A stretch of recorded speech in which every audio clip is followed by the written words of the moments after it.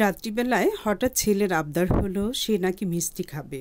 ছেলে আমাকে বলে, আম্মু দোকানের মতো করে সন্দেশ মিষ্টি বানিয়ে দাও। ছেলের আবদারে মেয়েও লাফিয়ে উঠল, হ্যাঁ আম্মু, আমিও খাবো, প্লিজ বানিয়ে দাও। ব্যাস, কি আর করা, আমিও বানানো শুরু করে দিলাম।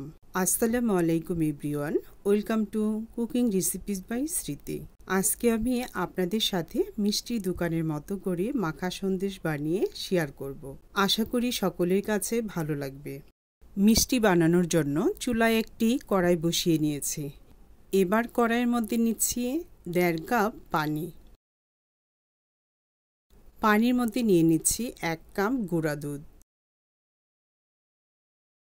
চুলাটা অন করে নিয়েছি। এবার পানির সাথে গুঁড়া দুধটাকে মিশিয়ে নিচ্ছি। এখন আমি দুধের মধ্যে দিয়ে দিচ্ছি 1/4 কাপ পরিমাণ চিনি। এবার নেড়ে নেড়ে চিনিটাকে গলিয়ে নেব। এখন দুধের মধ্যে দিয়ে দিচ্ছি 1/2 চা চামচ এলাচি পাউডার। দুধটা যখন ফুটতে শুরু করবে তখন দুধের মধ্যে দিয়ে দিচ্ছি 1/3 কাপ টক দই। এবার নেড়ে নেড়ে টক দইটাকে দুধের সাথে মিশিয়ে নেব। এই পর্যায়ে অনবরত নেড়ে নেড়ে জাল দিয়ে গায়ের পানিটাকে শুকিয়ে নেব। নাড়া বন্ধ রাখলে কিন্তু কড়াইয়ের তলানিতে লেগে পুড়ে যাবে।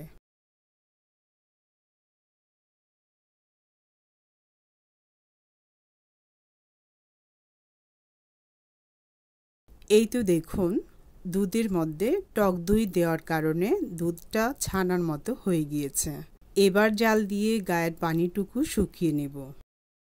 এই তো দেখুন, পানি শুকিয়ে একদমই মাখা মাখা হয়ে গিয়েছে।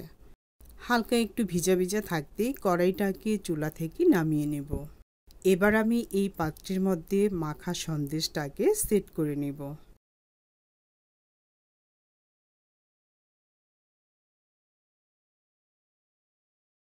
এখন স্প্যাচুলা দিয়ে চেপে চেপে সমান করে নেব।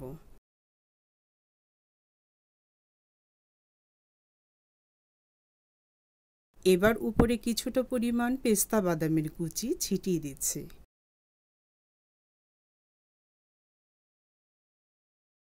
তারপর চেপে চেপে বাদামের কুচিগুলো লাগিয়ে নেব।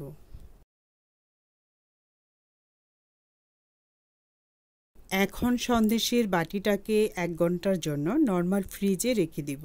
তাতে করে মাখা সন্দেশটা সুন্দরভাবে সেট হবে। এই তো 1 ঘন্টা পর ফ্রিজ থেকে সন্দেশের বাটিটাকে বের করে নিয়েছি। দেখুন, সন্দেশটা সুন্দরভাবে সেট হয়েছে। এবার একটা নাইফের সাহায্যে কেটে পিস পিস করে নেব।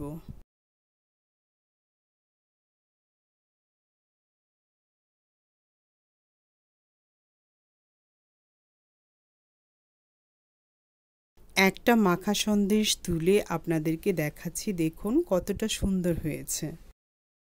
এবার সন্দেশটাকে ভেঙে আপনাদেরকে দেখাচ্ছি।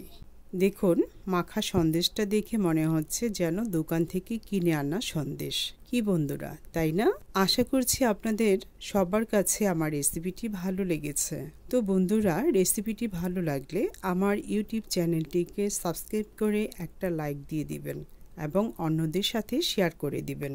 আর ফেসবুক পেজ থেকে যেসব বন্ধুরা আমার ভিডিও দেখছেন সেই বন্ধুদের বলছি, আমার ফেসবুক পেজটিকে ফলো দিয়ে রাখবেন এবং একটা লাইক দিয়ে ভিডিওটিকে শেয়ার করে দিবেন। আজ তাহলে বিদায় নিচ্ছি। আল্লাহ হাফেজ।